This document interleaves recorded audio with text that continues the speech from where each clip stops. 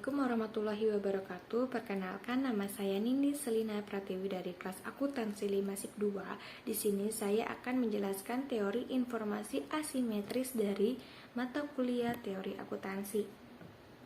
Kondisi tentang teori akuntansi asimetris pertama kali dicetuskan oleh Arrow 1963 dalam satu artikel yang berjudul University and the Welfare Economy of Medical Care di jurnal American Review. Sedangkan istilah informasi asimetris digunakan oleh Aklerov 1970 dalam karyanya berjudul The Market for Lemons, Quality, Uncertainty, and the Market Mechanism. Ia menyebutkan bahwa dalam pasar barang kacangan yang seperti itu, nilai rata-rata dari suatu komoditas cenderung turun, bahkan untuk barang dengan kualitas bagus sekalipun. Penjualan tidak memiliki niat baik cenderung melakukan penipuan terhadap pembeli dengan memberi kesan seolah barang yang dijualnya bagus. Itu membuat banyak pembeli menghindari penipuan atau menolak melakukan transaksi dalam pasar seperti itu. Bahkan yang lebih buruk adalah menolak mengeluarkan uang besar dalam transaksi tersebut. Akibat hal tersebut, penjualan benar-benar menjual barang dengan kualitas bagus menjadi tidak laku karena hanya dinilai murah oleh pembeli, hingga akhirnya pasar justru dipenuhi oleh barang dengan berkualitas buruk. Untuk itu sangat diperlukan adanya kejujuran informasi yang diberikan antara satu pihak dengan pihak lain, yang dalam hal ini penjual dan pembeli, menurut Akerlof 1970. Sejumlah penelitian menunjukkan bahwa pengungkapkan atas laporan keuangan dapat mengurangi informasi asimetris. Informasi akuntansi yang berkualitas berguna bagi investor untuk menurunkan ketidakseimbangan informasi atau asymmetry information.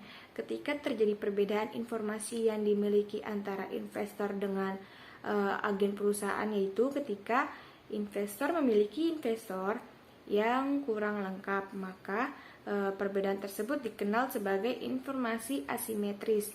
Informasi asimetris dapat menyebabkan adanya kerugian bagi pihak investor, sehingga regulator selalu meminta agar perusahaan yang telah terdaftar di pasar bursa untuk melakukan transparansi dan mengumpulkan seluruh informasi yang dimilikinya agar tidak ada pihak yang dirugikan.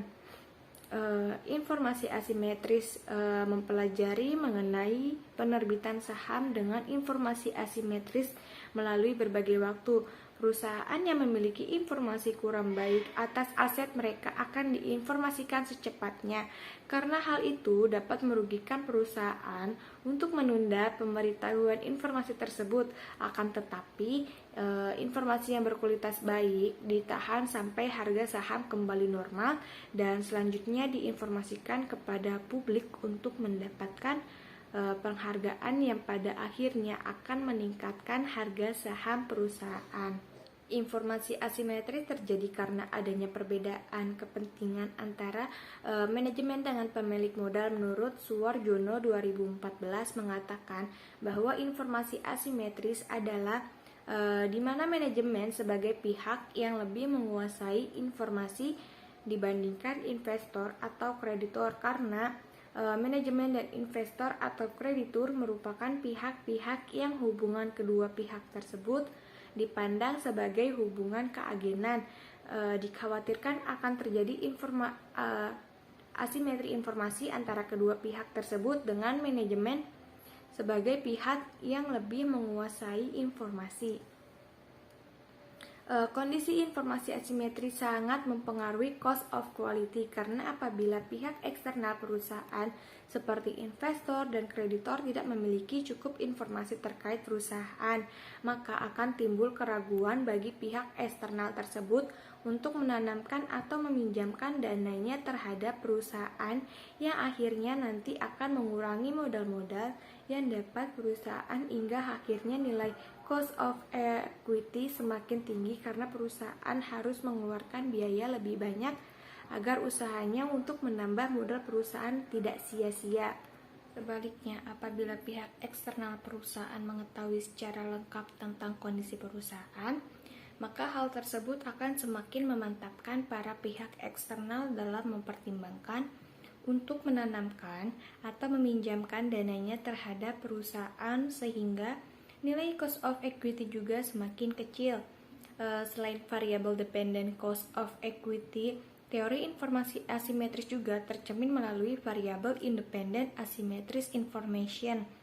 Apabila ketimpangan informasi antara pihak manajemen dengan pihak eksternal, terutama bila informasi mengenai perusahaan yang dimiliki oleh pihak eksternal lebih sedikit dibandingkan informasi yang dimiliki manajemen perusahaan, maka kondisi tersebut lebih banyak merugikan perusahaan terkait usahanya menambah modal. Hal ini disebabkan apabila perusahaan tidak melakukan transparansi terhadap laporannya, maka pihak eksternal tidak dapat mengetahui prospek perusahaan mendatang, hingga mereka untuk melakukan pengambilan keputusan terhadap investasinya. Sekian presentasi yang saya sampaikan, kurang lebihnya saya mohon maaf. Wassalamualaikum warahmatullahi wabarakatuh.